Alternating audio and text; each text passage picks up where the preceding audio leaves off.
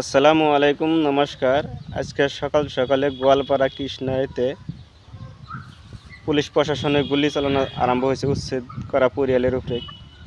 কি মর্মান্তিক একটা ঘটনা, সবাই মন দিয়ে ভিডিওটা দেখবেন আর ভিডিওটা আগে অল্প শেয়ার করে দিবেন। পুলিশের গুলি চালানো করাতে 2 জন মানুষের মৃত্যু হয়েছে, মারা গেছে, আর কিছু মানুষ হসপিটালে ভর্তি করা হয়েছে। এই ফুল ভিডিওটা দেখেন আর এই লাইভটা সবাই শেয়ার করে দিবেন।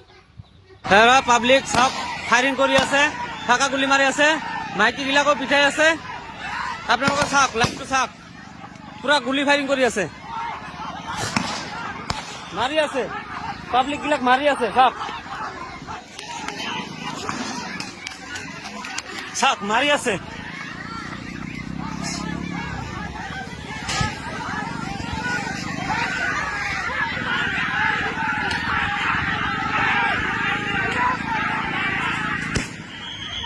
চাওক কেনেকুৱাকৈ মাৰি আছে আমাক।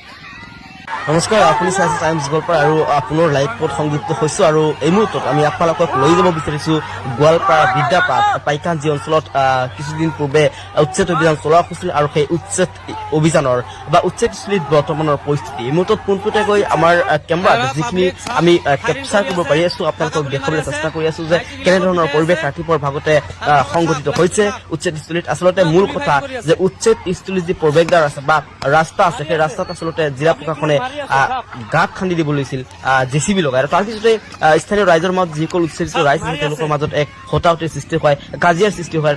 তাৰপিছতে জিলা প্ৰশাসনে এক প্ৰকাৰ গুলী চালনা কৰিবলৈ বাধ্য হয়। আৰু এই মুহূৰ্তত আমি যিখিনি খবৰ লাভ কৰিছোঁ, 3গৰাকীকৈ লোক আহত হৈছে বুলি আমি জানিব পাৰিছোঁ, আৰু 2গৰাকীকৈ লোকে মৃত্যুবৰণ কৰিছে বুলি আমি ইতিমধ্যে খবৰ লাভ কৰিছোঁ।